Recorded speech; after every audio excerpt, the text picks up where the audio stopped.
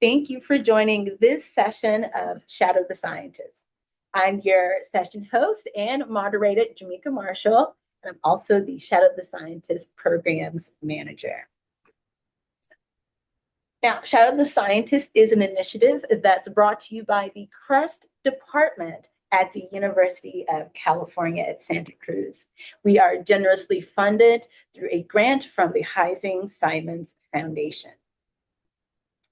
The International Gemini Observatory consists of twin 8.1 meter optical infrared telescopes located on two of the best observing sites on the planet.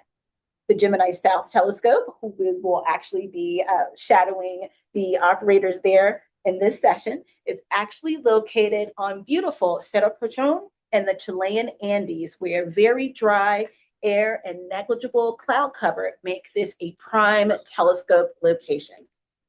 The Gemini North telescope is located here in Hawaii on Maunakea as part of an international community of observatories built to take advantage of the suburban atmospheric conditions. By incorporating technologies such as laser guide star adaptive optics and multi-object spectroscopy, which you will certainly hear about in this session, astronomers in the Gemini partnership explore the universe in unprecedented depth and detail. And just as a reminder, this session is being recorded and will be posted on the Shadow the Scientist YouTube channel. Now, in this session, we have the privilege of shadowing two staff at the Gemini South telescope in Chile, and that is Carlene Silva and Joy Chavez. We'll be hearing from them in just a moment. Right now, I'd like to invite Emanuele Farina, one of our guest scientists in this session, to get us started. Welcome, Emma. Hi, everyone. I'm Emma Farina. I'm staff scientist here at Gemini North, so in Hawaii at the moment. I mainly work with engineers, but I support a lot of the instruments around here. So welcome, everyone. Looking forward to chat with you. Thank you so much, Emma. And our next science guest is Siyi. Siyi, welcome. Please introduce yourself. Thank you. Yeah. Hi, everyone. My name is Siyi Xu. I'm also an astronomer and a Gemini. I used to be at Gemini North with Emma for almost 10 years. Now I'm actually based in Tucson. I mostly work on kind of user support and community engagement. So very glad to be here and to share with you a bit about how to use Gemini. Fantastic. Thank you so much. Eric Steinbring, welcome. Hi, thanks. I'm Eric Steinbring. I'm at Hertzberg Astronomy and Astrophysics in Victoria, Canada. I'm a support astronomer. I'm also the head of the Canadian Gemini office, and I think my role here today is in part to represent the national Gemini offices and how they operate within Gemini. Nice to see you, everybody. Wonderful. Thank you so much, Eric. And certainly the stars of this session, Carlene and Joy. And so we actually have a live view here of the Gemini South control room. Hello, Joy. Hello, Carlene. Hello. Hello. Can you hear us well? We sure can. Okay. I will just do a quick test and see if I can share the screen. Now, while they are doing that, all of our virtual guests, you are welcome to post your comments and questions in the chat anytime during the session. And we have your image, Carlene. Okay, so these are actually cameras that we have on Pachón right now. We are operating from the base, from La Serena. And everything we do, we monitor everything remotely. So as Jamaica said, the skies here are, I think, in average, clear. But today we are very overcast. Yeah. So we are closed and we are monitoring conditions and waiting. So this is the live camera now. of our actual conditions. So this is a movie. That one you can see from the TO page. You see also this. And this is so the site at the moment.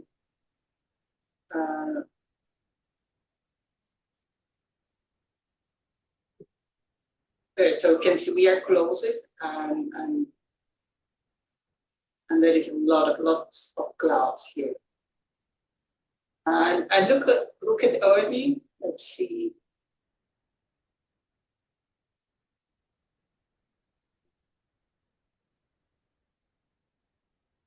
Okay, it's getting dark as well with the sunset. We could see more, but SOAR is also closed. And if we look around, we see lots of clouds. So we are closed and monitoring the situation. And here's actually a view of where we are. So we are in La Serena, just behind that mountain here. And you can see the city here. So that's where we are at the moment. So we can see very well how things are in the mountain.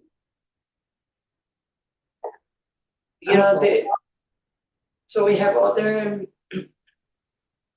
and of course we have our environment monitor. So you can see the humidity there is very low. It's around 9%.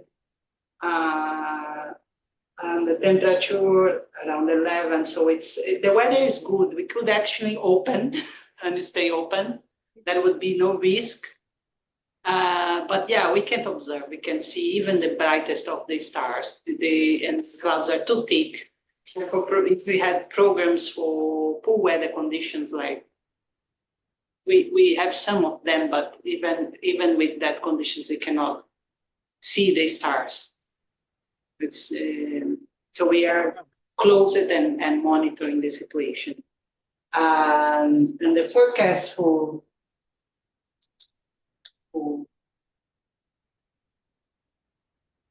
tonight is not very.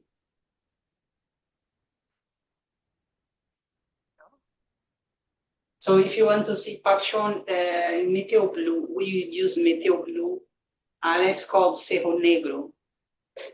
And here we have a meteogram. So we are here in that moment of the night. And you see the cloud cover is that dark part here. So we are expected to be like that for another 3 to 4 hours. And then we would have just light clouds that maybe in that case we could do some poor weather programs or programs that accept cloud cover like CC80. So we need to wait until after midnight and see if we can do something. But yeah, that's our situation at the moment. Well, thank you so much for that status report. We will certainly check back in with both of you as we get further into the session. And you mentioned poor weather programs. I am sure that it's very possible that some of the participants actually submitted proposals for poor weather programs. So hopefully we'll hear more about that. Emma, C, Eric, where should we begin? Yeah, great. We'll kick it off. But before that, did Caroline and Joy introduce themselves?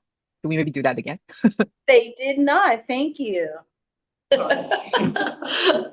So I'm Caroline. I am a Brazilian astronomer.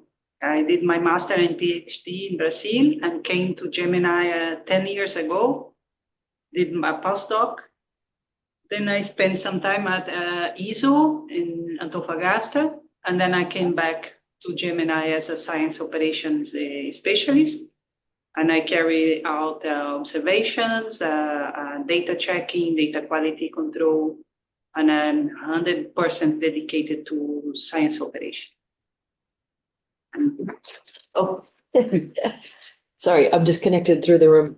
Yeah, hi, I'm Joy Chavez. I studied astronomy, but I never got my PhD. But then 15 years ago, Gemini made this wonderful position where it's a combination of doing observations, but also doing telescope operations, not at the same time. Tonight I'm the operator, but other times I do what Carlene does. And then, like Carlene said, the data checking. I started at Gemini right after graduate school. I actually started in Hawaii.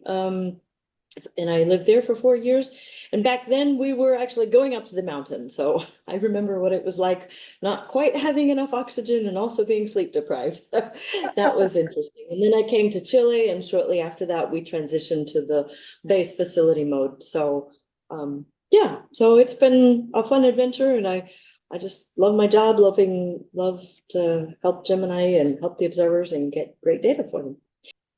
I love that. Your enthusiasm is infectious, both of you. Thank you so much. All right, so now let's transition back over to Emma, C, and Eric to get us started.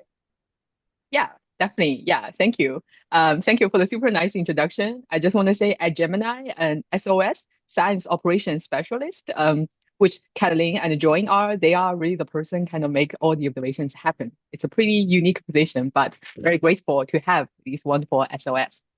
Right, so with that, maybe I'll get started. I just want to kick us off with 2 super short slides. Yeah, Jamaica, could you give me a heads up if you can see? Okay. Got you. Okay, perfect. Yeah. I just want to say, yeah, welcome everybody. Thank you for joining for this Shadow the Scientist and sessions, specifically for our new users.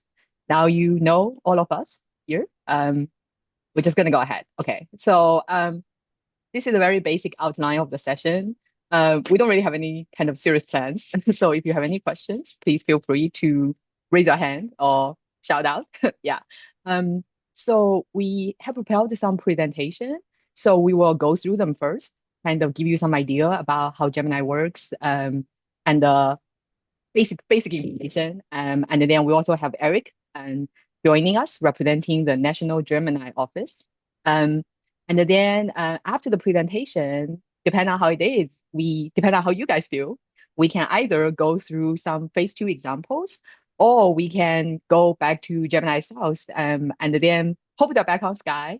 Even if not, maybe they can show us some acquisition, right? Show us how it would actually happen at night. In a way, if they are close, they actually might have more time to answer our questions. So yeah, so that's kind of the basic outline. Let's see if there are any questions right now before I hand over to Emma. No questions right now in the chat. Okay, great. Then Emma, please take away. Great. So I guess I don't need really to introduce you to the Gemini telescope. The 2 best telescopes existing in the world, unique, beautiful, efficient, the best thing you can ever apply time for, because most of you already got time, so you know all of this. The additional things I want to add that is actually we have a complicated but nice structure in the sense that we have different partners. So a fraction of the time comes from the United States, but we have Canada, Chile, Brazil, Argentina, Korea, and the University of Hawaii to be our partner. It means that everyone from this country can apply for time. But more particularly, United States time is actually open sky, so everyone in the world can actually apply for time. So it's a truly open to the community telescopes. We're also part of the NSF NOIR Lab, that is our umbrella organization that deal with basically all the optical and infrared telescopes that there are in the United States. We have a nice brochure that we update every year with all the capabilities present and some like what is going to happen in the near future. But this is online, or you can check it. We have also a physical copy, so if you go to the WAS or this kind of meeting, go to Casca, you can actually get the physical copy and keep it on your desk. That is a good reminder what we can do at the moment. The instruments are divided in optical and infrared. So in Gemini North, we have 3 optical instruments that are GMOS, that is our workhorse imager, spectrograph, and IFU. Maunakea, that is a eye-sensitive, high-resolution spectrograph. Alopeke, that is speckle imaging, so you can reach almost the diffraction limit with an 8-meter telescope. In the infrared, we have Genius, that is my personal favorite, given that I'm supporting it. It can do basically everything: imaging, shell spectroscopy, long slit spectroscopy, and IFU. And one of the powerful things of Genius, it can go to LNM. So if you want to have mid-infrared, this is one of the few instruments on the ground that can do it. iGreens 2 is our most recent addition. Is a high resolution spectrograph in the infrared. It's a fixed format, so it's super stable. It's good if you want to do transit or these kind of things. And also we are basically Genius can be supported by Altair, that is our adaptive optic system. So if you want to increase your seeing, improve your seeing, you can do this. And in the south, we have two instruments that are twins. Is a nice thing of have two telescopes in the bottom hemisphere, that if you have the same instrument, you can observe, basically cover the entire sky with the same instrument. One is GMOS, that is the same as GMOS North, basically. And Zorro is the twin of Alopeke, so they can do the same science and the same type of observation. In addition, there is GHOST. There is also a fairly new instrument that does high resolution shell spectrograph, and is extremely smart because there's a little IFU on the target, so you can actually guide on the target itself, and you can basically don't have flux losses. And Flamingos 2 is our multi-purpose imager long slit multi-object spectrograph in the infrared for the south. This is another way to see the same things. So this is actually to represent what is the field of view for our imagers. If you're asking why Genius has this interesting shape, it's actually real. That's how your Genius imaging will look like. That's because it's mainly a spectrograph, so you want to put a slit in the middle. And then you can do also imaging using if you remove the slit, basically. Alopeke and Zorro are the two speckle imager, and Flamingos 2 and GMOS are the two big, actually proper panoramic imager. And for spectroscopy, we cover basically all the wavelength between the atmospheric cut at 3,000 something angstrom to up to like 4 to 5 microns, so in the mid-infrared. And then we cover resolving power from hundreds to thousands or 100,000. So it's everything that you would like to do is possible to be done. I love that. More or less. So we have a question. Why is there no adaptive optic system for the South? So there was up to a couple of years ago, and there is a plan to actually, there is discussion on what to do with that. The reason why it's been decommissioned is that the demand was not too high and was a little too complicated to operate. So we have an instrument called GSOI that was doing AO assisted observations, but it's been removed since I think a year now, something like that. I see, and also we have thank you. See, you've added some extra details in there too as well. Thank you. All right, thank you, Emma, as well. Oh yeah, James was the instrument.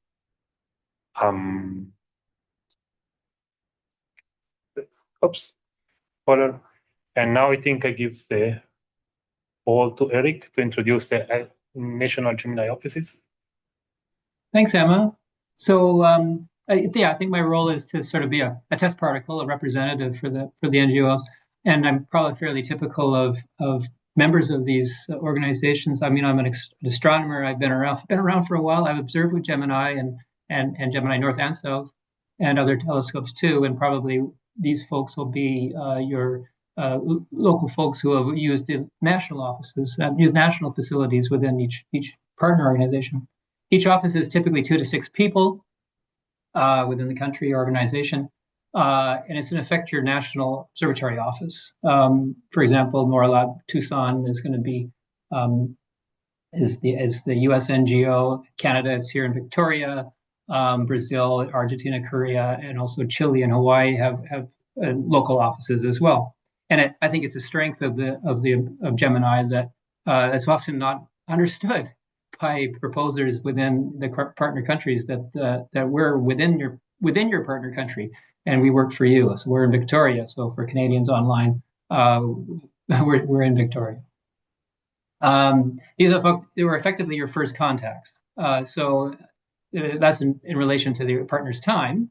on the telescope, and we're responsible for organizing the semesterly calls with each partner country.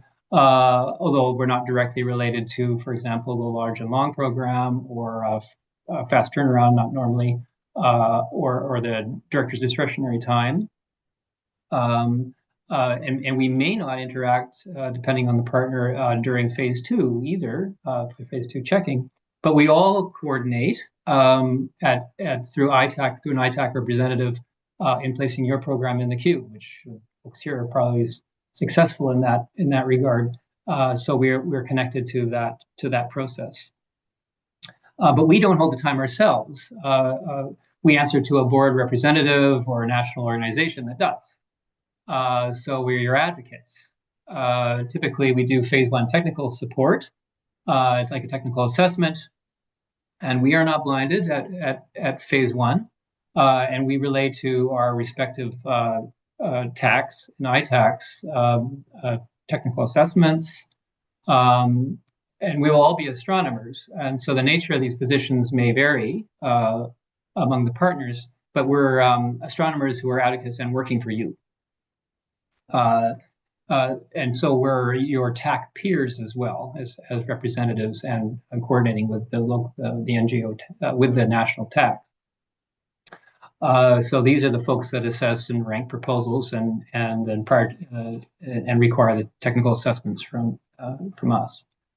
But we coordinate in that process. And in speaking for Canada, I mean, it's useful to know that we coordinate with CanTAC regarding rules of proposal system and, for example, DARP.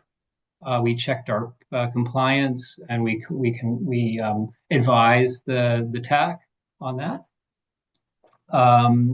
There are differences in rules between the different partners. For example, language to start with. I don't speak Portuguese, but there are representatives within the Brazil TAC that do, of course, and Korean as well. And so there's differences in the rules, and also to do with graduate students, which vary between the partners. And we are aware of those. We're all aware of those rules and how they apply, and to apply them correctly. And of course, deadline dates, which are also going to be different, as you may have detected in the call, because of local holidays and time zone differences, et cetera. So we're aware of that, looking out for you that way as well. And we advertise within our local communities. We're your de facto representatives on organizations like the AAS and CASCA. We organize these meetings and advertise the calls. Some NGOs organize writing workshops for the proposals, like at phase 1. Korea does that, I know. We're advocates on the decadal and long-range plans, for example, in the US and in Canada. And there's likely overlap between the NGO and the Science and Technology Advisory Committees. So we also coordinate with these other arms of Gemini in terms of its governance and operations, and on the Ops Working Group.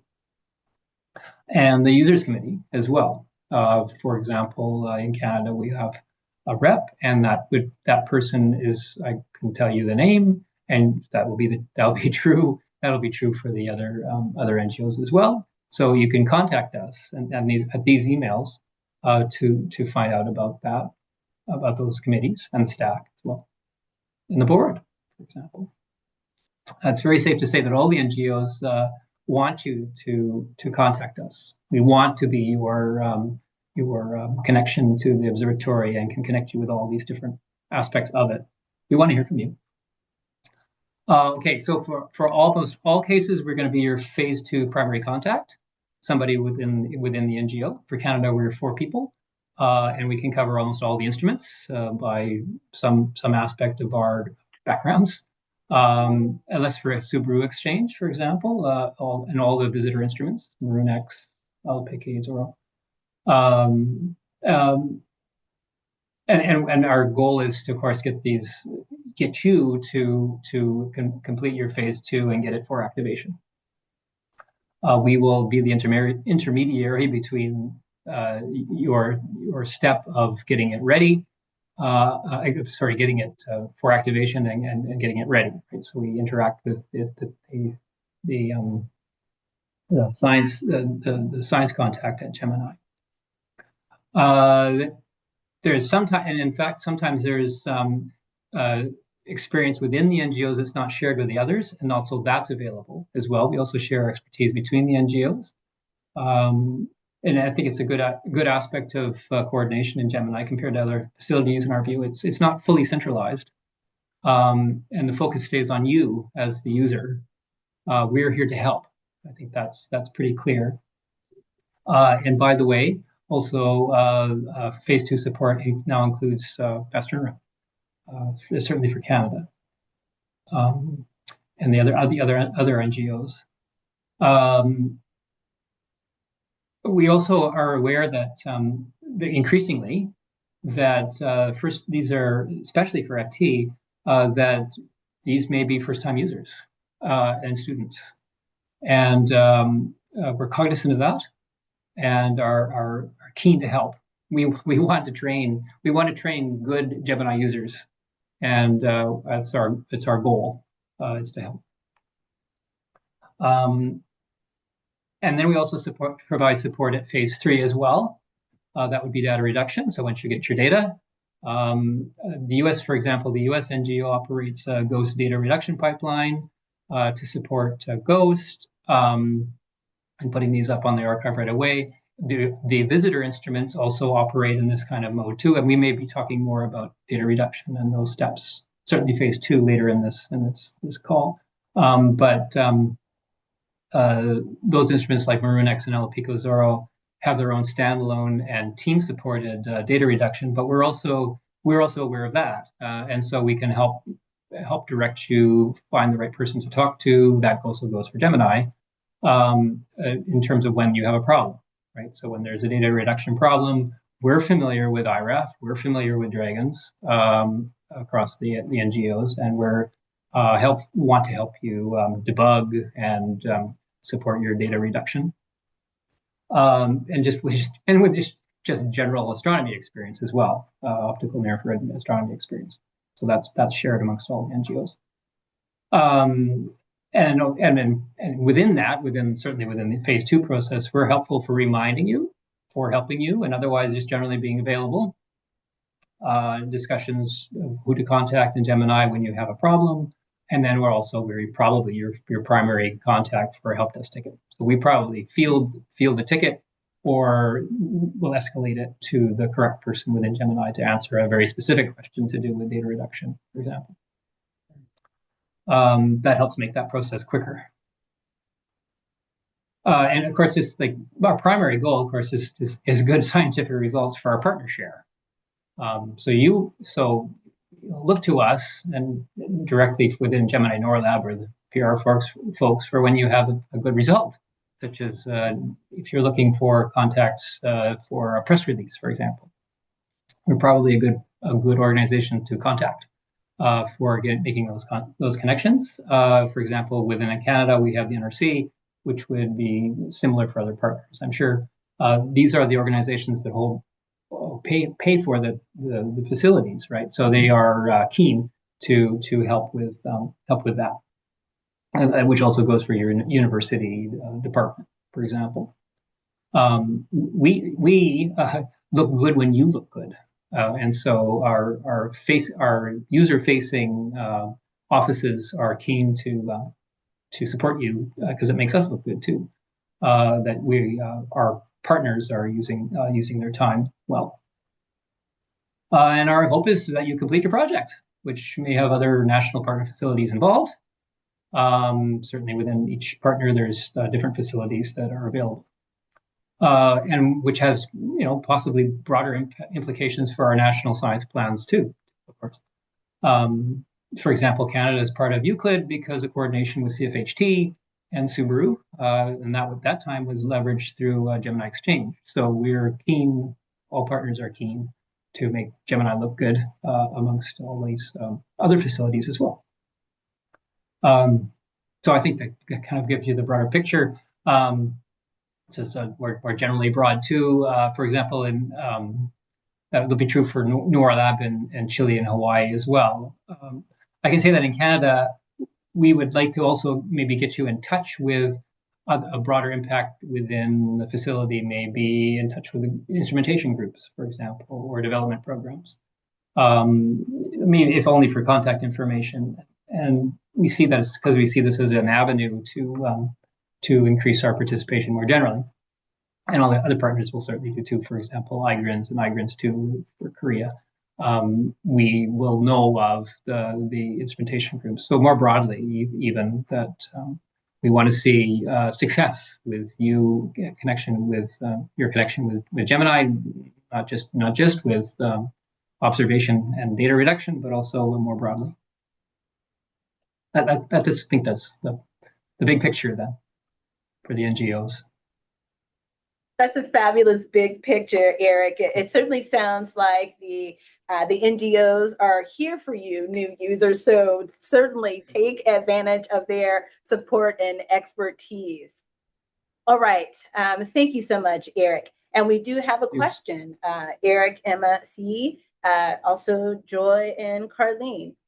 Do you have any information available for users about the GMOS IFU reduction process? And I see some laughter happening in the background. See. Maybe I can say a little bit about that. It will be covered later. I just want to say, right now, unfortunately, our main data reduction pipeline, Dragons, and does not do IFU yet. They are actively working on that. So I think the only option, I believe the Gemini supported option would be use the Gemini IRAF. And then IRAF, I know, had been a pain to install with a new Mac, but the US NGOs together with some other partners of NOAA Lab, they actually have made quite a Mac-friendly IRAF. It's literally just one click. You can go there, download, and get it to work. And I'll post a link in a little bit. But Emma actually worked with IFU, so maybe, Emma, do you have a few more things to say on that? To be yes, so the problem with my screen now is back. Yeah, so the NOAA Lab actually upgrade IRAF, not in the sense the infrastructure, but actually the back code to be available for 64 bits. So now it's IRAF in the year 2025. It's allowed to run on a Mac directly. Up to a few years ago, you had to run a virtual machine to have it done. So it's still there. It's the data reduction is actually has been done for so much time. It's not fully automatic pipeline, but it's line by line pipeline. It works fairly well unless you have some specific configuration that is maybe annoying. The one thing that Eric mentioned, we actually have like a ticketing system. So whenever you have stuck somewhere in the data reduction pipeline, if you're not familiar enough with IRAF or you have some issue, there is description example online, but you can open a ticket and then either some from the NGOs or some from Gemini. Most likely, if you apply for GMOS IFU, is going to be Julia, the instrument scientist, is going to reply to you and help you out with the process. So the idea is that you are not alone, and eventually you will have your data reduced. Fantastic. And as promised, he has the link here for the new for 2025 NOAA Lab IRAF patch available. So definitely check that out.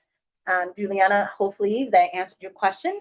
If you have any more follow-up questions, add on to that, Juliana, please let us know. Post it in the chat. Thank you so much. Oh, and Carlene here also has a comment that their colleague, SOS Veronica Firpo, has a lot of experience with the Gemini IFU reduction. So send the tickets, we can help. Okay, so you have an invitation right there, Juliana. Send those tickets over there to Veronica. Absolutely, you're welcome, Juliana. Great. Any other questions? No other questions at the moment. Okay, and then we will move on. Thank you again, Eric, for the super nice presentation. And it's always a pleasure working with the NGOs because they know the community so well, right? Yeah. All right, so we will continue on, talk about a little bit about the Gemini observing mode and the proposal types. Because Gemini has actually quite a few different proposal types and observing mode. Yeah, okay, we'll start with observing mode. I guess the most commonly used mode is this queue observing mode. Most of you guys probably got a proposal approved in this queue mode. So they are carried out by the Gemini staff members tonight, and it's Caroline and Joy at Gemini South. And then the program are prioritized by their band, right? So it's band 1, band 2, band 3. So we're coming a little bit, but that just help us prioritize the process. And then among many other reasons, a good thing about queue mode is it's very good for target of opportunity, right? And for classical nights, it's just a lot harder to schedule. And also we make good use of the weather condition, right? So some program need really good seeing conditions, while others is less constraining. So that really help with that. Uniquely, we also have this priority visitor mode. So astronomers actually can visit Gemini in person to observe their program. And then during that window, your program get priority. But if somehow the observing condition does not met or because some other reasons, you also obtain data for other programs too. But then your program still remain in the queue, right? So it can be executed at other times. So it's kind of a good way if you want to come and learn about Gemini operation. However, it's only offered to band 1, so your program needs to be highly rated. I feel like that's probably the only thing. We also, we also have classical mode, but it seems to be used much less common. I guess everybody go for Q because it's easier. And the one thing about the classical mode is if you didn't get to observe your target, your time is basically, you're not giving back your time, unlike the priority visitor mode. I think that's probably why not so many people ask for classical. And just the classical, both classical and the priority visitor modes, they are funded by the program teams. There was a time we do have some small funding, particularly to support the students, but we don't have that right now. I'm hoping that program will be back soon. Yeah, so just plan accordingly. In terms of proposal type, I guess Q, I guess everybody here have been awarded Q time, but we also have this fast turnaround, which we also call FT. This is a very popular mode of proposal. It's a call for proposal basically and every month. The only thing there is, yes, just be aware, not everybody can apply because not all partners is in the FT. So make sure, I guess PI need to be from an FT participating country. And I never quite understand, the US have open sky policy, but the US FT time is not open sky, right? So just be aware of like, I don't quite understand why the policy is, but anyway, so for FT, we're actually pretty strict about that. And then it's a distributed peer review process. So if you submit a proposal, you are also committed to say, I am reviewing other proposals and I will submit my grade by the deadline. Because if you don't do that, then your program will definitely not get accepted. The review process is really quick, right? It's due at the end of the month. And then usually the review is due 2 weeks. So about 14th, 15th of the month. And then you will know the result by like 21st.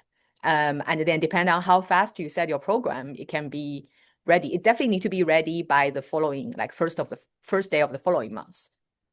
And the other thing is that it doesn't really need to be particularly time sensitive. I do think it needs to be scientifically compelling, high impact depending on how you define it, but it does need to be scientifically compelling. If you want to say, I want to do a pilot study of this to motivate future Q programs, it's totally acceptable. So yeah, I thought that's a really nice use of a small amount of time to test out for something.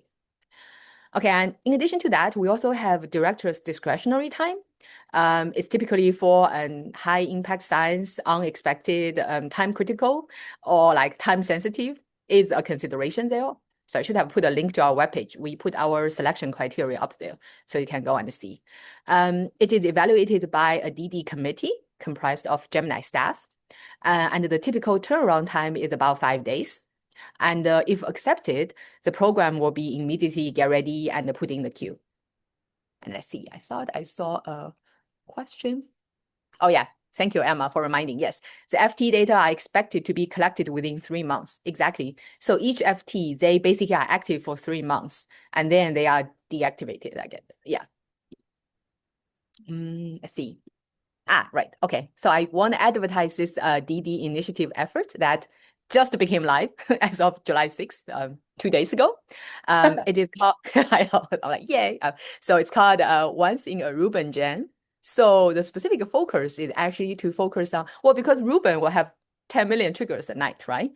Sure, there'll be a lot of unknown, interesting, unexpected things.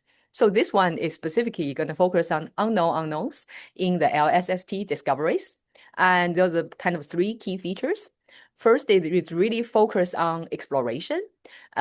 So our director has agreed to dedicate 120 hours in the next 3 years for this initiative.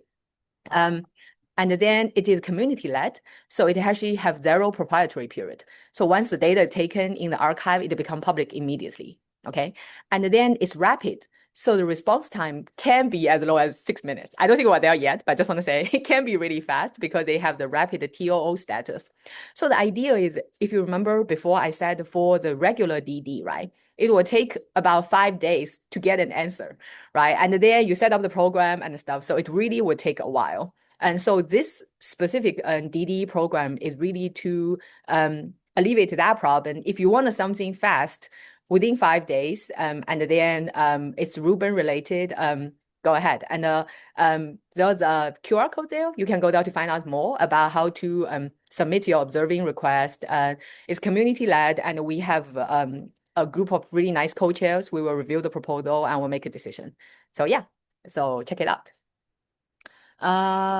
Okay, next. Just want to quickly say, so this is the queue system. This is hopefully we will move beyond that very soon, but right now that's still what we are using. So this is the QPT. This is kind of what our Q coordinator does every day. Based on the weather condition, the band condition, they will make nightly observing plans, right? And these are actually what the observing staff would do, look at the plan, look at the weather, and decide on what to do kind of for the night. And sometimes we might hop around different plans and depend on the weather condition. Right, so here it's nice to give you a typical completion rate, right? If you're band 1, you have a much higher chance. If you have band 1 and relaxed conditions, you have a much higher chance to getting completed than band 2 or band 3. That's why when you design your program, you do want to put the condition as relaxed as possible, but still you don't want to compromise your science. So it's a delicate balance there. Right. There's a lot of things we can say about phase 2.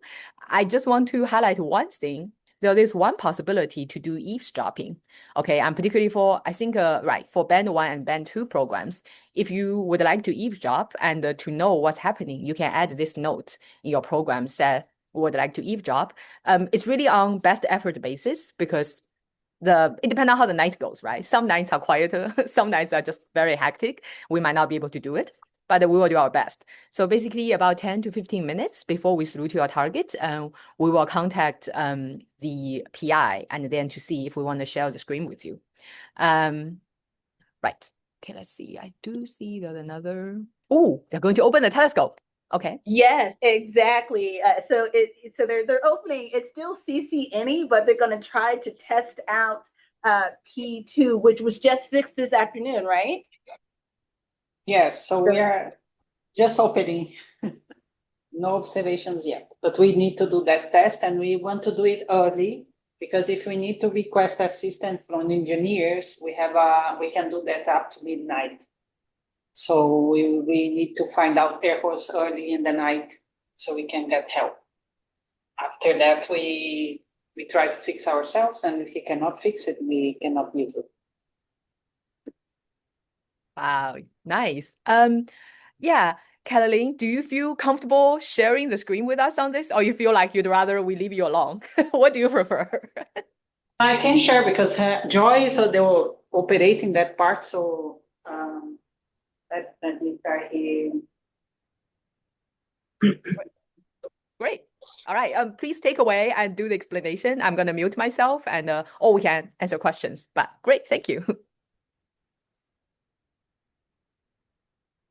So yeah, so here we are back to that image we saw before. So you can see a few stars here, the brightest ones. And here we are opening. So on that part, you can see the shutter is halfway to. We have the vent gates open. Here we use that panel. Yeah, here. So this is the TSD. It's a panel that shows most of the telescope subsystems. So here we see the dome. And this, we have both vent gates there. So when it's black like that, it's open. I don't know if you see. So here's that part is the dome, the representation. You have the vent gates, the W and E. And they are called west and eastern gates, then the shutter. So you can see it's totally open now. And here's a schematic of the telescope itself. So this represents the mirror, the one. See when it is moving now, we inclined it in order to open the shutter. Now we are moving it back to the zenith here. So the mirror is red because it's not prepared. So that all the actuators are moving right now. And when it reaches position, then we know it's fine when it go back to green. Here's the secondary mirror. And then here below that part is the instruments. So this is the science scope, the mirror that the light will come from here. And you don't see it completely because we had something closed in here. But the light comes from here, and this mirror is going to send it to the instrument. So here at Gemini South, we have Flamingos 2, in the port number 5, GMOS in the port number 3. Then if go straight to the lower port, then you have Ghost. And those are the 3 instruments we have available tonight. Here are the guides that you see in phase 2, so P2. The OI, in case you do imaging or MOS, you can use that part, this one here. So that's where we control them. Here we have the azimuth wrap of the telescope. And here is the rotator, so the 2 axes. And now here is the information of the position, the telescope position, and instrument configuration. So now we are moving to a target here. And let's see if we can see what Joy is looking there. Trying to do BNC to her. So here we have several machines and let's see if we can see here panels. Okay, so this is the telescope, what we use to move the telescope and set up guiding and all this low-level, the engineering panels. Takes a lot of time to get used to them. But yeah, here we have all the configurations. So it loads everything we put in GOT, we load the program here, and then you configure everything from that part. And you say we want to close the guide looping in one of P2, P1, the Y, we do that here.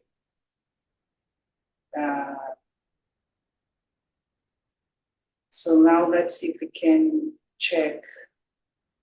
We can see a star.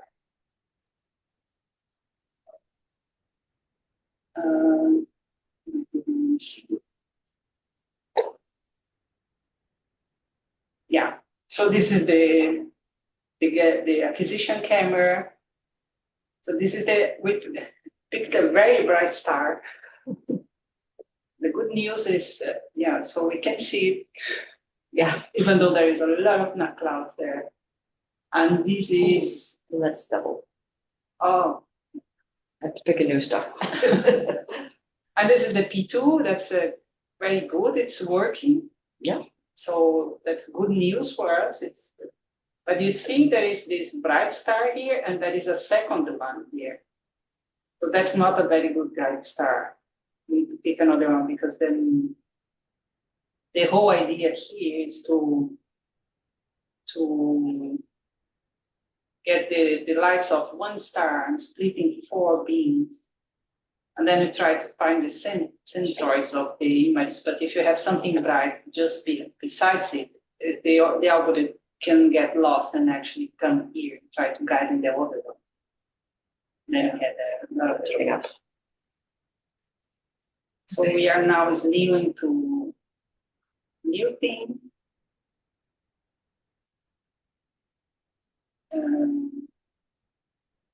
Let's go back to my note. So we have several screens. I have 6 screens here for observer, and Joy has another 6 there. Sometimes it's complicated, keep jumping around. So we moved it a little bit. You can see the telescope from the side. That camera is fixed, so I cannot rotate. Sometimes with the full moon, we can see the telescope inside moving. It's very nice. It's a bit dark, and the clouds also dark. Oh. There we go.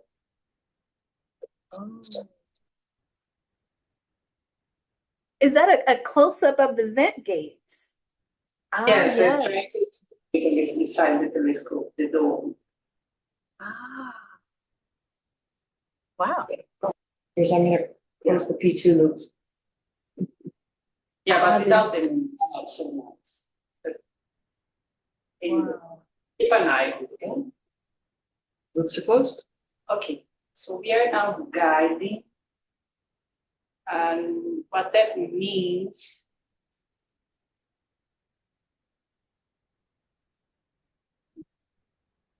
what can I show you?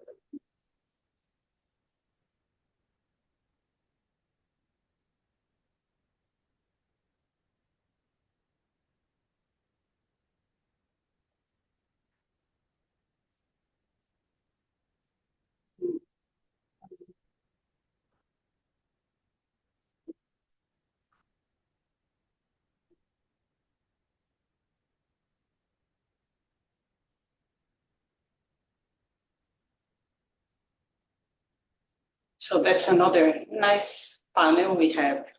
So this is when we say we are guiding, we select that star, the bright star, the star unique. And then here the focus is being adjusted. Are we guiding with P2? Yes. So here's the focus. This is the count. So every time you see in the night log, there are clouds and the guide counts drop it, it's this panel here. We are looking the P2 guide counts. So for example, now we have a laboratory number like 200,000 counts here, and then we monitor if some thicker clouds come in, even though we don't have a magnitude value here, we have the relativity value, so we can estimate if there are clouds coming in during the observation, we can report that here. Here, the mirror, then you calculate some parameters for the primary mirror. So here we have the astigmatism, we calculate that, and it is adjusted along the observation. So if you see in the notes in the OT, like the astigmatism did not converge, or the focus went away, is that because we are monitoring these things. Another thing that we also monitor, so here we have the P2 tip tilt. There's also the M2 It also has some oscillations here to compensate for atmospheric turbulence. So that's what we say, we are guiding, or we lost guide. Like if you see an image that's, this image is set to usable, what happened? And then we say, we lost guide because the tip tilt was not working, the astigmatism is something we are no longer doing that. So that's one of the things. Can I jump in and give a little bit more context? Yes, please. On this? They were really nice to see on like lifetime, in real time what's happening. So basically what they're testing, like whenever you take an observations, you move the telescope and then you start guiding. It means you tell the telescope in which position in the sky you want to point at, largely, and then take a star that is around there and say, okay, now this star needs to be followed to the entire length of the observations. That's when you do phase 2 is one of the parameters you can set up, and you say which star you're guiding on is your choice. And this is nice, star well centered, that you see that everything is working well. And when you actually, all these things are going to be blind for you, because that's the nice thing of doing Q observation. So there is someone that really, really, really, really know what's happening, and you just try to do the best at the moment. So whenever you see, most of the time when you receive your observation, you're not worried about these things, because what you're seeing that the conditions were good. So we're shown that the number of counts in the guide star were staying constant. It means that there is no clouds passing by, or that the size of the star it was constant, and so it's like the seeing was good enough or constant during the time of the observation. But if something happens, you can see when you open the archive, there is a little L that says this is the log of what's happening. And when you open the log, it tells you something was expressing, like, okay, the astigmatism didn't converge, so your data look like a little oblongate in one direction or something. So as an end user, the nice thing of Gemini is that as an end user, you don't need to know a lot of things. Yep. And so that's what's happening. That's what's applying. So sorry, I just wanted to make sure there was a little bit of background context, because I don't know at which level people are familiar with Gemini at the moment. No, absolutely. And of course, this is for all Gemini users, but we were especially welcoming new users. So I'm sure that context is very helpful. Thank you. All right, we just talked about eavesdropping.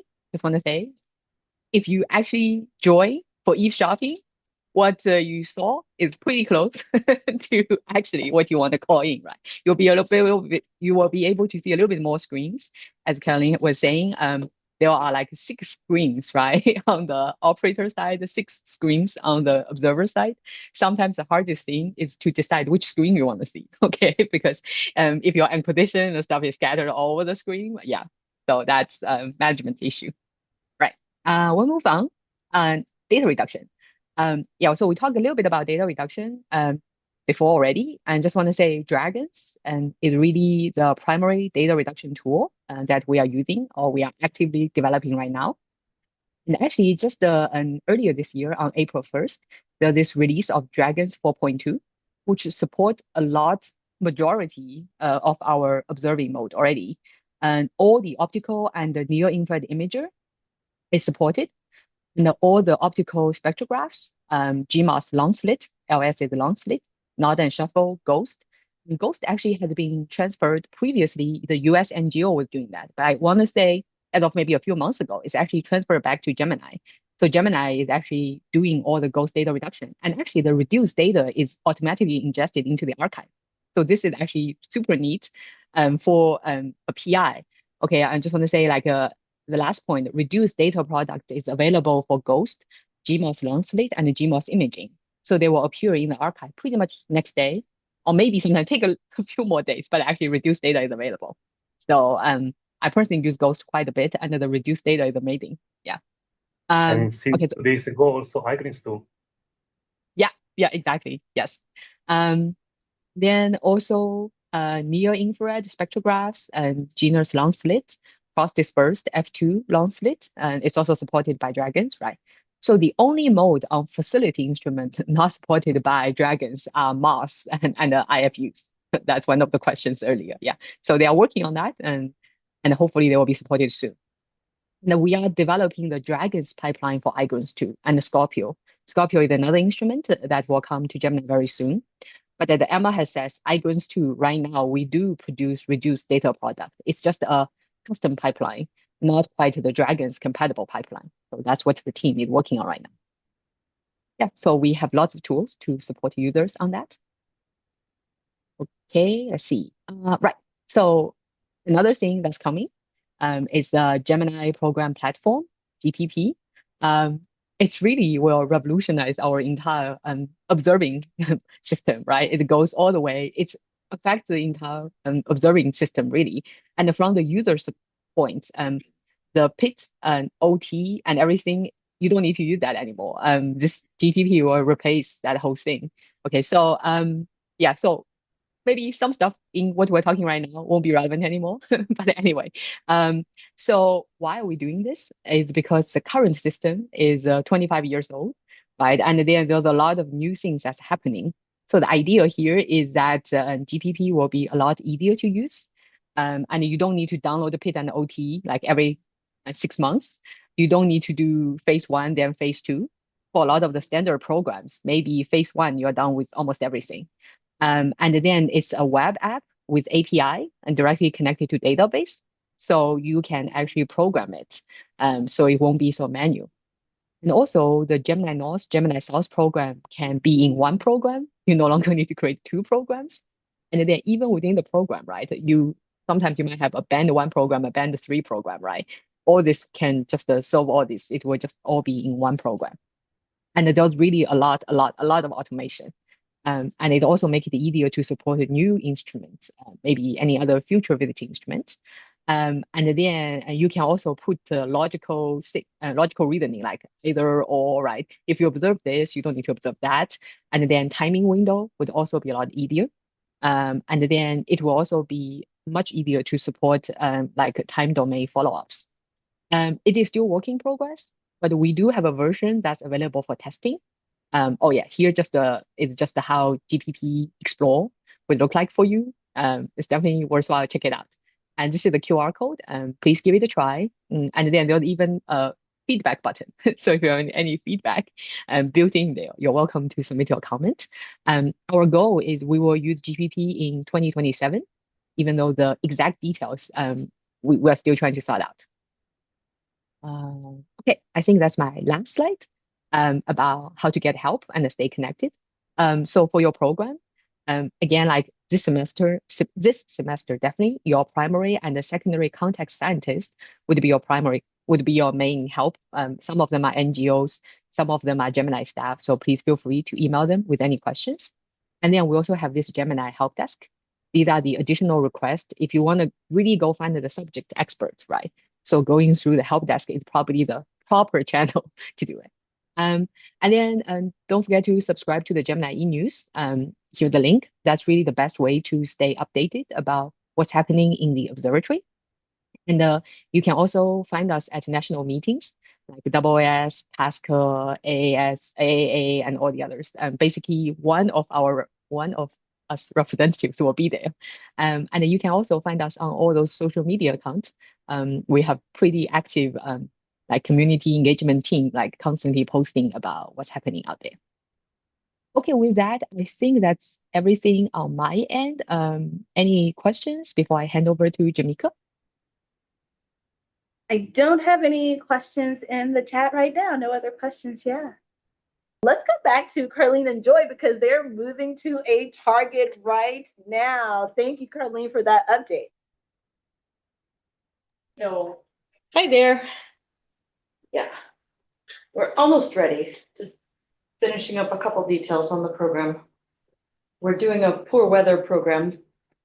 So it's still considered weather loss because we're not working through the regular queue. But any photon is better than none, right? Yes. Is it ready? No, Oh. I need to change the. Sorry. Yeah, need to figure out. To Yeah, need to set figure out up- which screen to share. Exactly. Yeah, let me pick another screen. Which instrument are you using? We'll use GMOS with the on instrument guider. So there's a little guider probe arm inside GMOS. And that's more accurate than our external one because it's looking at the same focal plane or close to it.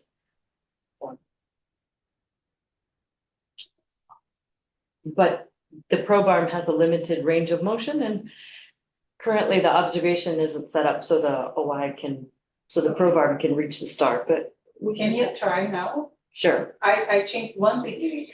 I want a bright star really in the corner, Ah, yeah. but it's not working. Yes, it's happy with that. Ah, So I slew the telescope.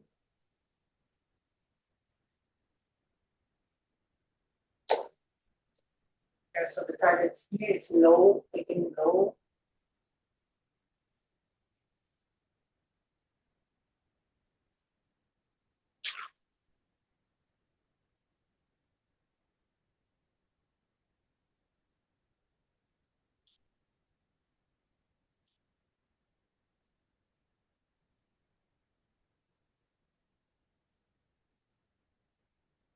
So if you are preparing a GMOS observations, you need to prepare both acquisition and science.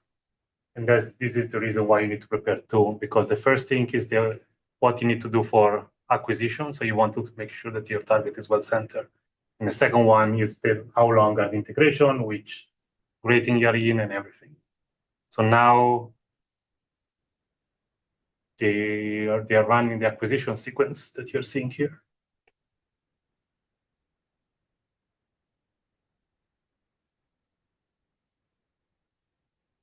Yeah, we are observing the standard star. You see on the right side of the screen, there is the configuration of GMOS, and now the GMOS is moving things around. Everything that is blinking means it's moving. So the masks is being removed, so you want to do imaging. The filter has been configured with the R band. The grating has been removed, so you have the mirroring, and the shutter is closed for now, but it's going to be open when you start taking data. Sorry, I'm going to stop sharing just a little bit so I can update the night log. Yeah. Because we need us to do that. So at 20, like 13, 14 mislead to this program.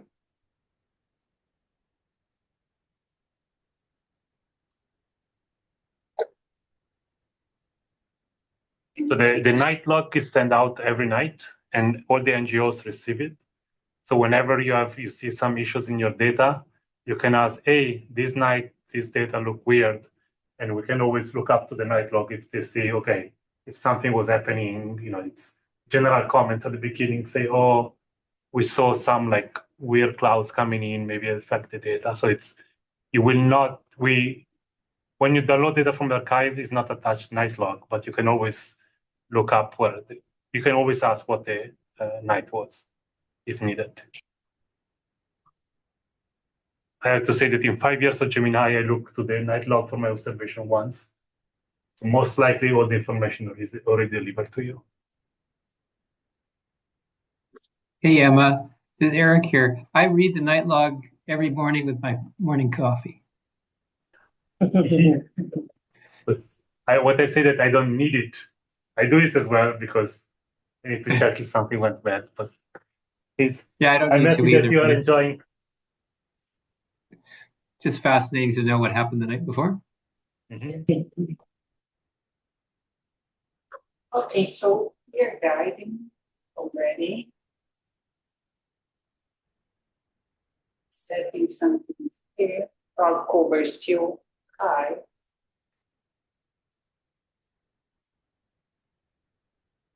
And I'm waiting to the famous astigmatism to convert. So you have the blue and the red line. So there are two parameters of the astigmatism. When they reach minimum are close to zero, means they convert it. And then we can start the observation. We also can see the Hawaii guide counts. So we have around 30,000 counts. And you see these drops here. They are probably because of the clouds.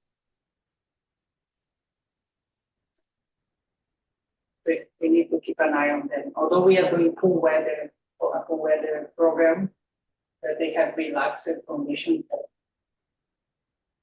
In case you're not fully familiar with what a poor weather program is, so it's actually open through the entire year, and you can ask, as long as you have one of your condition is any, means you can ask for CC any or IQ any, or, well, that's basically the two you need to care about.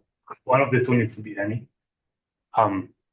You can ask substantial fraction of time with the promise that we may deliver a fraction of that between 0 and 100%. This is really good. Like, I'm using that to do 4-meter science with an 8-meter. So basically I can ask for CC any and still obtain photons. And it's super flexible because it's still in the Q system, so you don't need to be there observing. And it's a good way to have a lot of data in a short amount of time. Oh, look at this.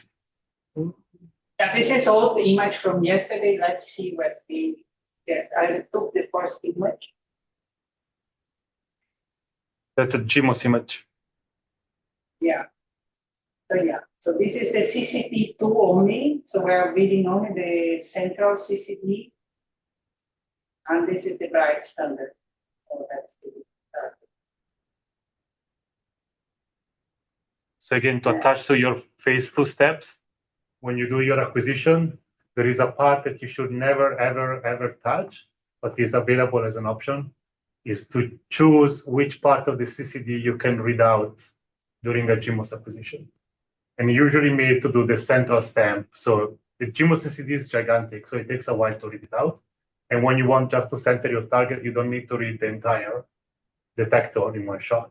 So in this case, instead of having the full sort of square That full frame. full frame of the IFU, you have only a fraction. Yeah.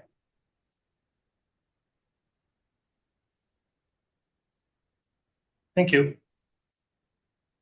But most likely you don't need to change those because they're automatically set up by the templates.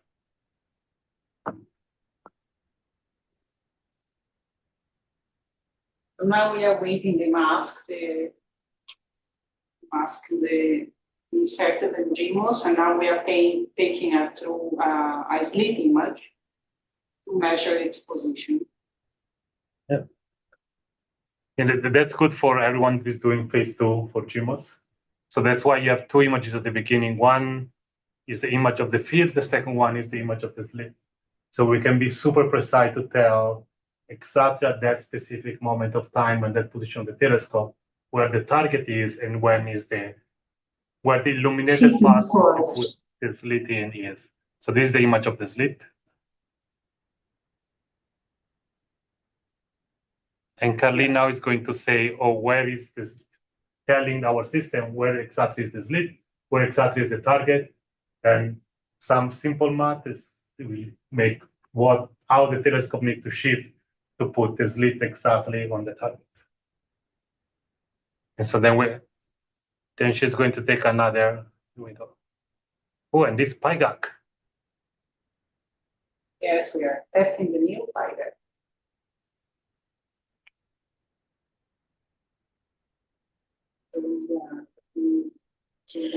I did a lot of the data.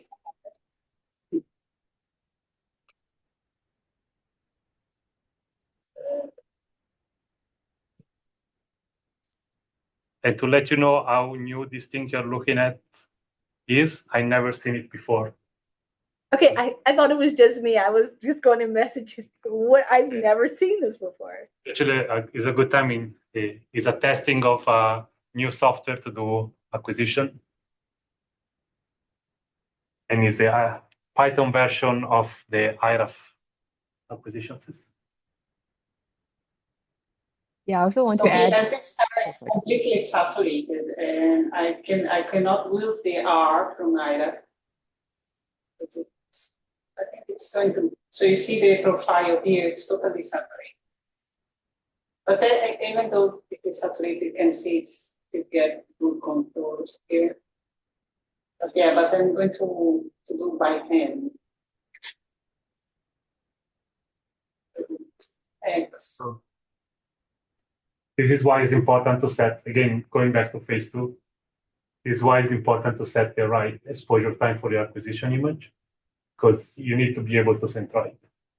You don't want to spend too much time, because otherwise it's wasted time, but also too short exposure, you will not, if you're not able to see the target, then you cannot centroid, so you need to iterate it. And the time of acquisition is charged to your program, so you have to be wary of what you're doing.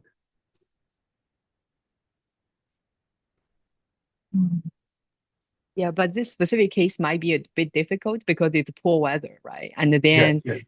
you never know because it could be, I don't know, 10 magnitude of extinction, or it might be 3, right? But I want to, yeah. That's correct. But usually we have some constraint on the weather.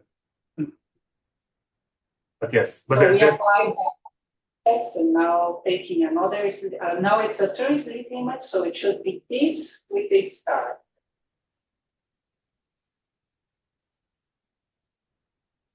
So taking the translate. Now I want to add that's why sometimes it's useful to have finding chat. In this case, it's very clear which one's the target, right? But you can see, I mean, even in this, I think I saw at least 2 targets under the slit, right? That's why the automatic dragons would find the 2, sometimes 3 sources on the slit, right? So in crowded field particularly, it'll be really nice to provide a finding chat. So we want to make sure we are on the right target. Yeah.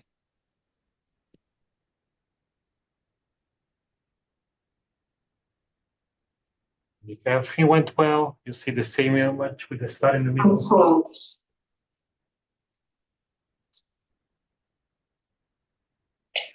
We are losing guide counts. We were at 33,000 and now we're at 7,000. So I'm not sure how much further we can get with this, but yeah, so this is our drama here. We started 30,000 and went down.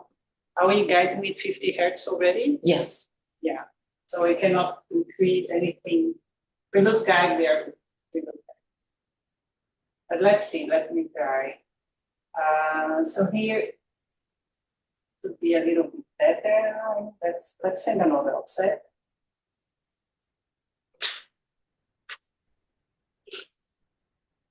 And now you're doing your fine tuning, no? Yes. So send offsets to Joy.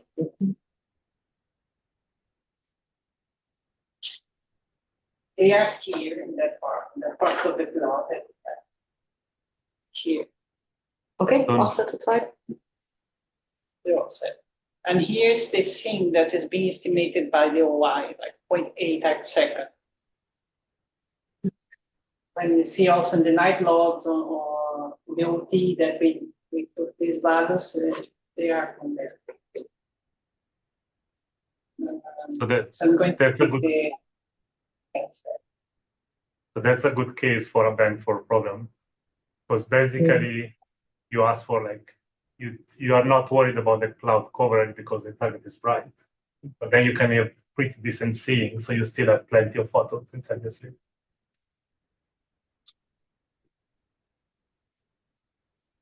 So now what Carlin did was to measure again the centroid of the star, and that's why you have the third step in the acquisition sequence, that is the true slit image.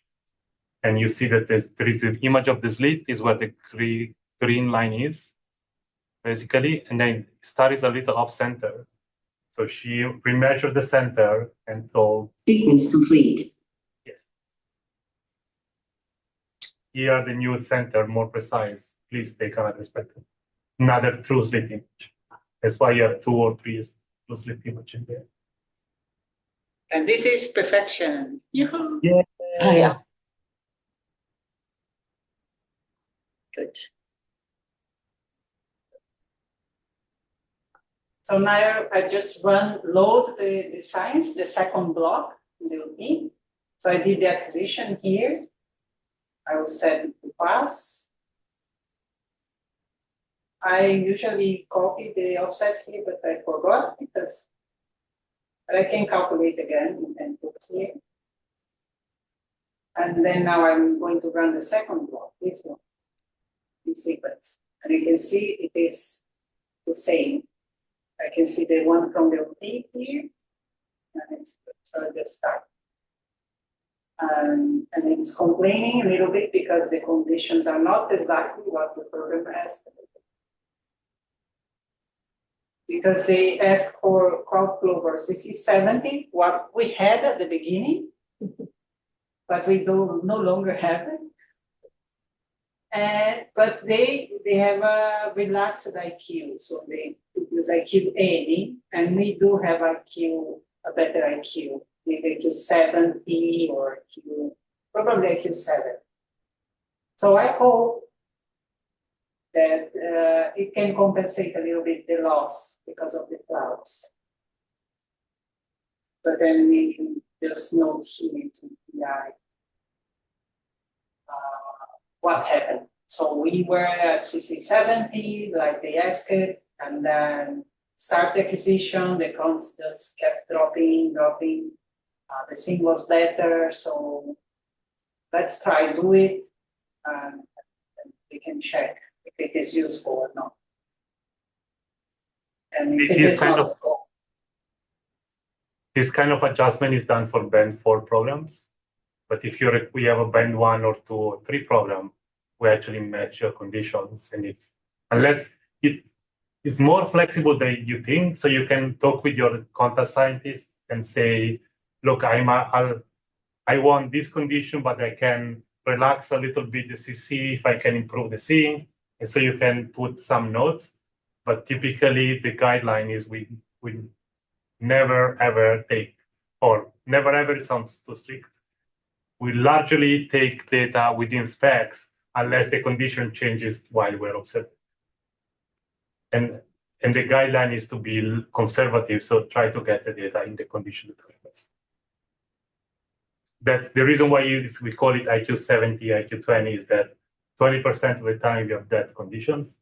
And when you run the ITC, it's basically at the end, it tells you what is the chances that there is a fraction of the time to have available in that condition. So if you ask for too stringent condition, it's 1% of the time.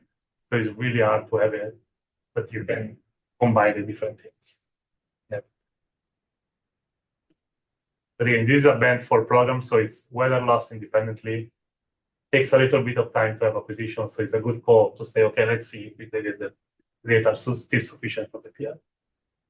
And we have a person in the morning that check the night log, they check all the data, all the programs being taken.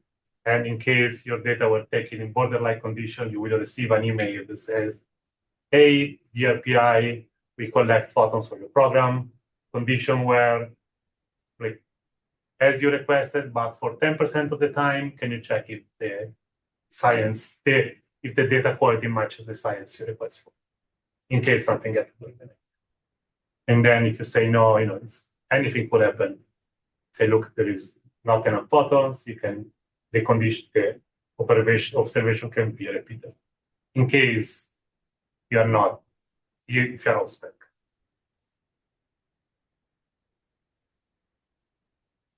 okay, this is a nice GMOS plot. That part is the exposure time, and this is all fitted in OT. So when you use the template to create the observing block, those others are all, it is included, and the exposure time, everything is ready. You just need to center, of course, set the central wavelength.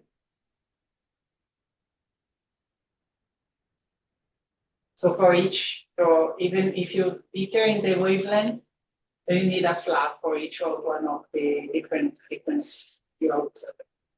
That's why you get the flag, object, the arc for this, everything in 560, and then we repeat everything for the other. Right. So here's the standard. And so you can.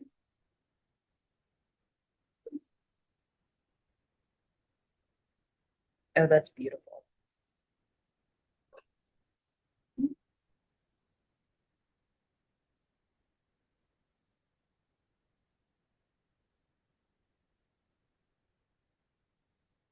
Yeah, so this is a raw spectrum. This is the gaps of the CCD, and this is the overall distribution of the standard.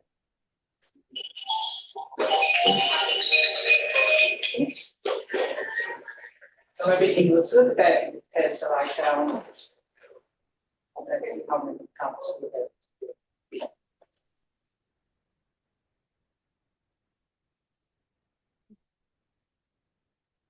Science. Okay, and this is the arc. The arc. So for this system, we get a flat, this the standard image, and the arc. And that's, we just check we have enough counts, you see the lights. So you see for this configuration with 460, everything, all the features are here. And the CCP3, it has no flats. But then as you move on to 514, 620, then you see this thing moving. You see that when you see everything. But this is fine. You don't see lines here because there is no flux for this grading. We are using the D40. Again, going back to phase 2, whenever you prepare the observation, you have on sky arcs and flats for every grating and wavelength centering. And the reason why you want to do detail along the wavelength is because the gap of the CCDs. So these are actually physically on the CCDs. It's a mosaic CCD, really. And so if you want to have continuous spectrum, you need to detail above, jumping over the gaps. At the same time, this is also This one here, you have lines here, this is CCD3. So you're kind of moving. Yeah. So this way, you basically always sure that you have continuous coverage of all wavelengths. And at the same time, this comes with a bonus, because given that you're making the spectrum landing in different pixels, you actually reduce the systematics.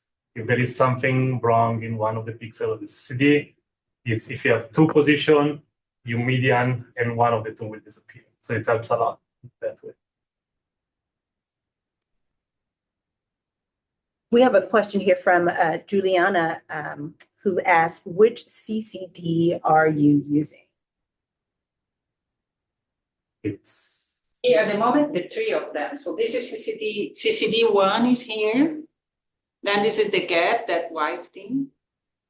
Then CCD2 and the CCD3 here. So for the acquisition, we used only the CCD2 to speed up the process.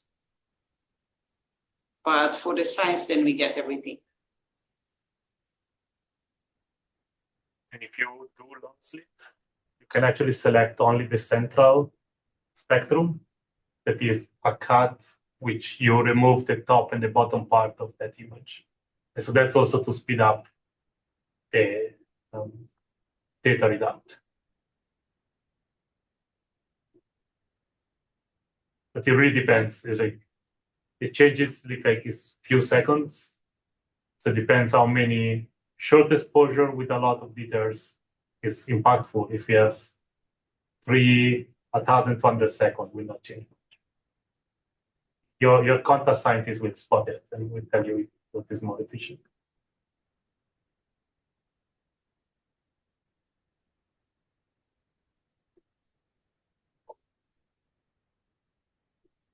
And what you're seeing now running through the screens is actually there is a person that every night, every day prepares the best possible plan for the night. One day this process will be fully automated, but at the moment there is a person that decides what's best to be observed within the different conditions. Wow. And you prepare a plan for each of the possible conditions. So during the night, you are extremely efficient because you just need to stick to the plan based on the condition. So if it's IQ 20, you have an IQ 20 plan. If it's IQ 50, you go an IQ 50 plan. And so you're always covered by every possible combination. But when you go in really, really bad weather, you start running out of programs because nobody wants to observe in CC any, IQ any, background any, water vapor any. Yeah, the thing is, we are starting the semester, so we have a nice program here for 2012 to 26B.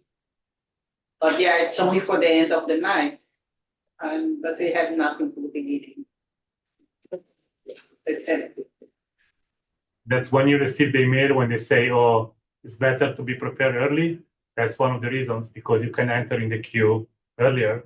So you have higher chances that your program gets completed. Oh, wow.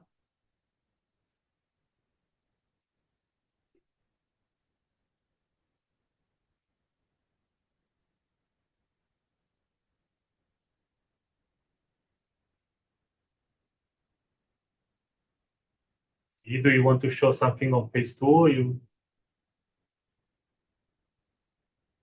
Oh, you're asking me? Yes. You say you have GOST and GMOS examples on the OT. Yeah. Yeah, let me first ask Caroline, is there anything else you would like to show? No, that's what we are doing now, taking the data. And that's it. We take data, calibrations, check, and that's the whole night. Yeah, thank you. That's great timing and super helpful. We actually see it happening in action, right? And I just want to say all the other instruments are pretty similar, right? We do acquisition. Acquisition is that's where most of the action happen. We want to make sure the target is well centered, that we are in condition and stuff. And then we just repeat, right? Maybe let's see if there's any questions from the participants. No other questions in the chat right now? Okay. I guess we do probably have 10 minutes to do some presentation. I'm just trying to see, I know, does the audience have a preference? Do you want to see Gina's IFU, which is the most complicated possible phase 2 setup? Or do you want to see Ghost plus GMOS? So that's something what I'm doing. Is there any preference? Ghost plus GMOS or some Geniers? Let's see. Please put Genius your IFU. preferences in the chat. Okay, Gina's Okay. IFU. I see one. Yes. I want to see Gina's IFU too, because I have not seen that. And we have the expert Emma here. And I imagine once you master that, you kind of master everything, right? Well, okay, we have one for Ghost. Okay. Ghost is so easy, There's actually two for Ghost. This one just came directly to me. I'm gonna post it. There's more for Ghost. Okay. Can you design dither pattern for Another one phase for 2? Okay, while on this, maybe while people do the vote, okay, ask, can you design dithering pattern during phase 2 preparation for any of the instrument? I feel like I don't quite understand that question. You can design a dither pattern in phase 2, basically. You can design dither pattern one by one. Is that the question? Okay, Emma, maybe you get it. So that I can do quickly the IFU. Okay, you can do it. Okay. So, were you trying to answer that question, T? It's for any Right. instrument. I have it. Okay, I guess I need a little bit clarification. Could you please? Oh, I answer yes. So basically, you can do ABBA, you can do a random offset, you can do all that. Yeah, you can. Yeah.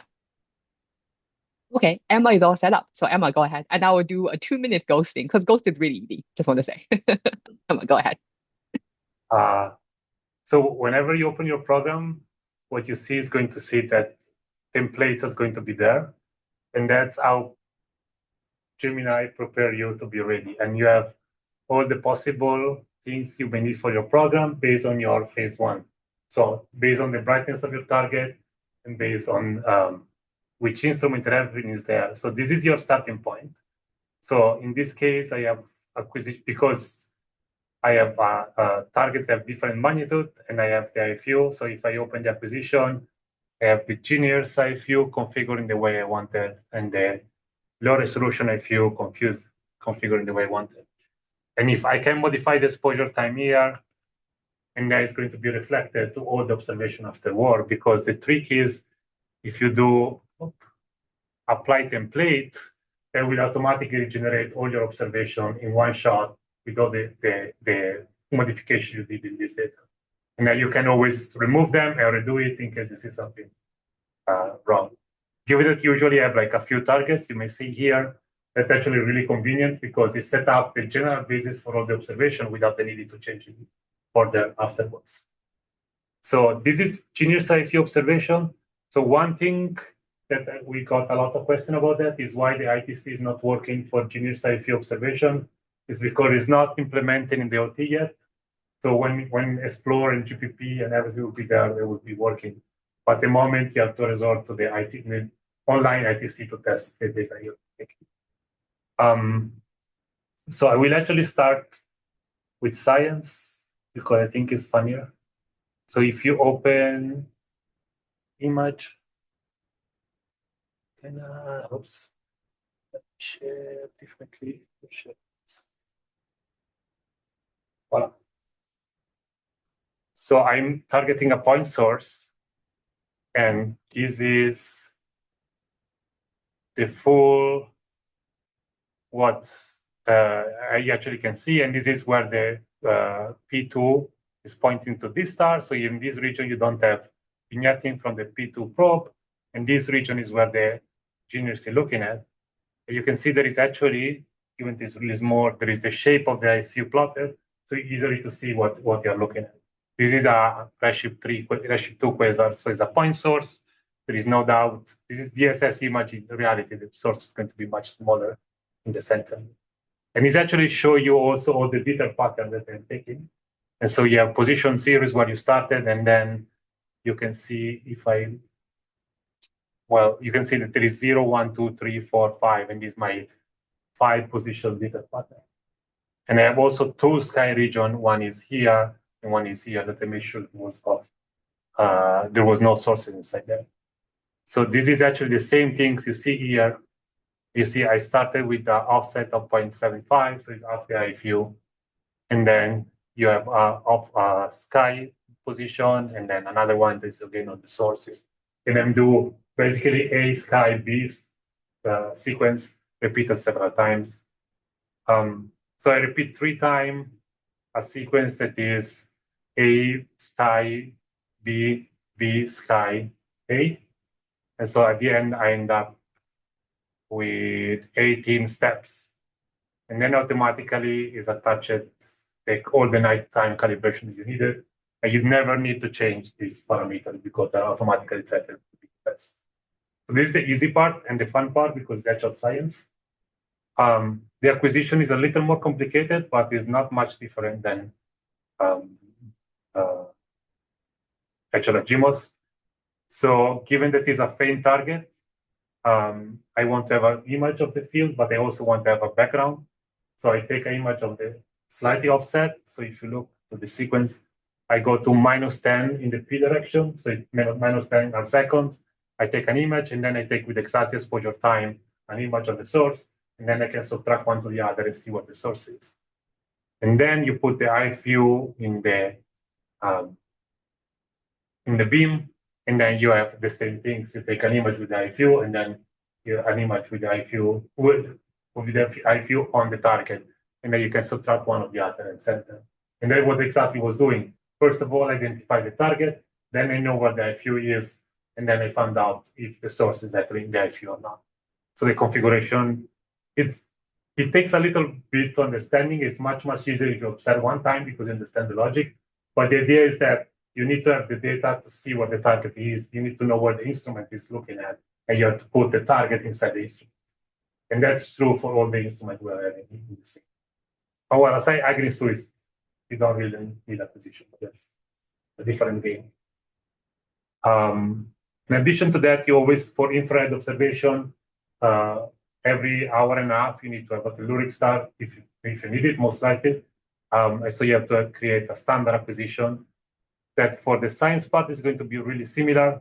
Oops, that's acquisition. So you actually have a big detail. You do the four corners of the CCD, of the IFU to make sure that you have all the plugs that you needed. And the acquisition, given this a bright target, is actually you don't need the sky image anymore. You just need the field image. And then you take the field image and then, but the IFU part is exactly the same.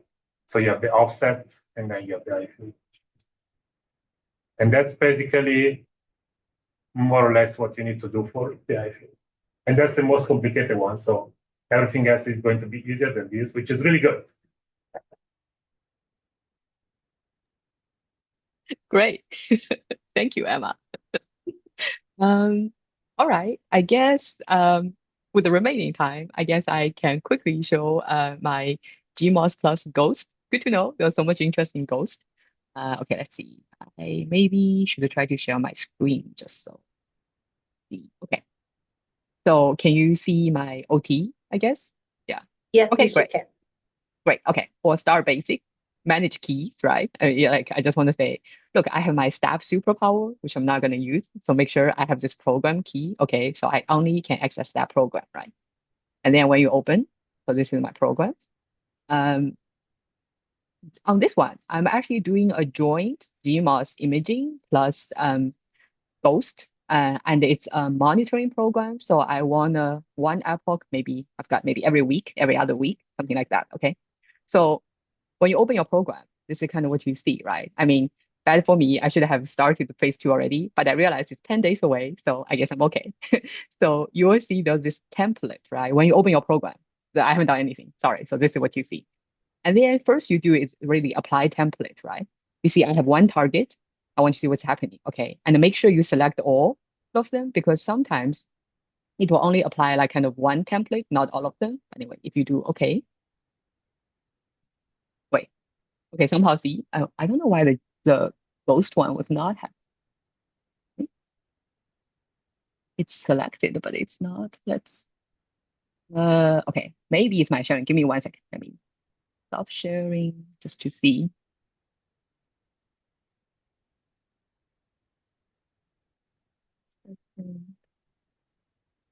And while she's checking that, if you have any final questions or comments, please post those in the chat for our guest scientists here, Eric, C, Emma, and of course, Carlene and Joy. Yeah. Anyway, okay, I want to say, I don't know what happened, but anyway, so basically when you apply, this is what happens, right? This is GMOS imaging, this is Ghost. So the reason I said the Ghost is really simple is because it's basically point and shoot. There's not any moving parts. The only thing, well, okay, I guess you can do a high resolution or low resolution, right? That's the thing you already decided in your phase 1. And then if you're doing low resolution, that's what I'm doing. Well, not really low resolution, standard resolution, how about? Then you can do one on target. So I have IFU1 on target, IFU2 on sky. Might as well just get a separate sky background, right? And then when you open up, everything else is kind of standard. So the only thing, right, the Ghost component, really the only thing you can do is the position angle and exposure time and the binning. That's kind of it, right? That's why I said it's kind of super easy. Position angle, you can bring up the image and check, right? Make sure there's a proper guide star and the stuff. That's the thing. And then the thing is exposure time. So for me, I just want to use half an hour, right? And I do it here at both sides. And then I do 2x2 binning. And then the next thing would be the number of exposures. And I think so maybe this is one little thing, just be aware. You can change the exposure time here, right? The red exposure, blue exposure. But another way to change exposure time is if you open up sequence, go sequence observe here, right?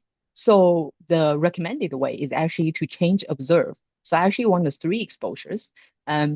They would prefer you do it this way rather than change the Ghost setting. The reason is because if you repeat it 3 times, which means you get the 3 data files, okay? And then it also make it easier for the observing crew at night, because let's say after 30 minutes, the weather deteriorates, then they can stop right there, right? Rather than, and if you do it here, they have to complete the 1.5 hour. So I really think that's the only thing. I just want to, like everything else about Ghost, nothing else is really particularly about Ghost. And I just want to say, for me, this is the GMOS imaging. And then in order to lump them together, you can actually use this group thing. There is a scheduling group and organization folder. So if you use the scheduling group and then you move these two under the scheduling group, then we will know these two actually need to be scheduled together. So that's something I will need to do.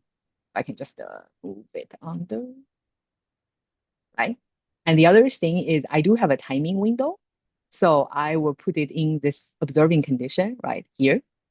I add the timing window here, and I add the timing window here. So I want their observation to be done within this specific window. Yeah, I think that's about it, actually. I can go into more, but and a lot more detailed tips on our website. But I think the basic thing, that's really all you need to do for Ghost. Yeah. Okay, I guess I'll hand it back to Jamaica then. Thank you. Thank you so much, CE. So let me just check the chat and see if we have any other questions. We don't have any at the moment. So perhaps we can check back in with Carlene and Joy to give our virtual participants a few more minutes to post any comments or questions in the chat. Carlene, Joy, how's it going there? Pretty good. We moved to a new target a little bit higher up, so the clouds are not as thick. We're able to guide better.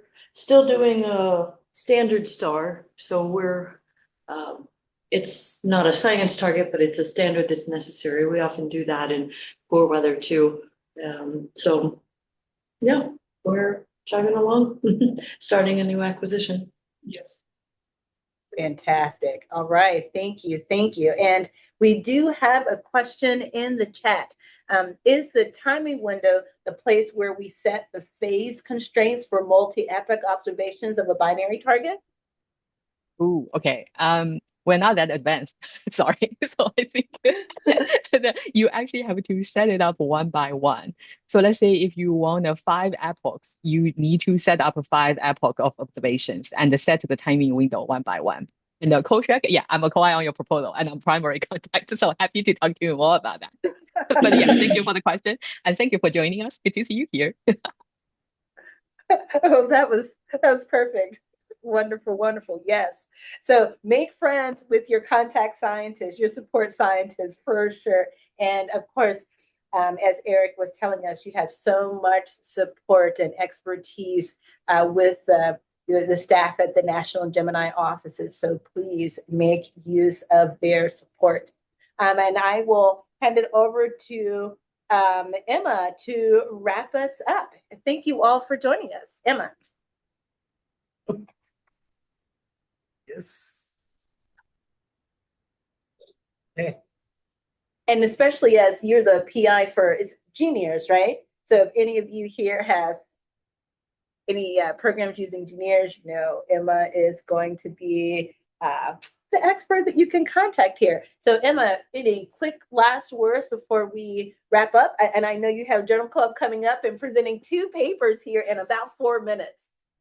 No, again, the major thing, one of the beautiful things of Gemini, if used with other telescopes, is that the contact scientists actually follow you for basically all the length of your problem. So at any point, you can always contact your contact scientist, as in the name. We're going to try to reply and help you and to converge on what is the best thing for your science. This is sort of a unique role that Gemini has respect to other programs. So we're here to help. If it's your really first time opening the OT, it sounds more intimidating than it should. That's why I try to move to different ways. But it's actually, once you understand the logic, it becomes more automatic. And there is 1 or 2 people helping you with that process. So you're always open to questions. Wonderful. Thank you so much, Emma. Eric, any last words? Well, I don't think I can top that. Yeah, we have fun too. We're all on the same team, and please get in touch with us. And we're very happy to help you with phase 2 and beyond. phase 3 and completing your project. Happy to help. All right, there you have it. Thank you all so much for joining this 26B Gemini user session. We hope to see you in certainly in future Gemini user sessions. And of course, if you're interested in sharing your amazing research with your community, either locally or internationally, please contact me, jmarsha4@ucsc.edu. Shadow the Scientist would love to collaborate with you. I'd like to thank, as always, the entire Gemini science team for their support of Shadow the Scientist. All right, Joy and Carlene, we wish you a smooth rest of the evening. Hopefully those clouds will part a little bit so that you can continue getting some photons. We look forward to seeing you in the next Shadow the Scientist session. Thank you all so much. Thank you. Thank you. Aloha. Thank you. Bye. Bye. Thank you, Siggy. Thank you, Eric. Thank you.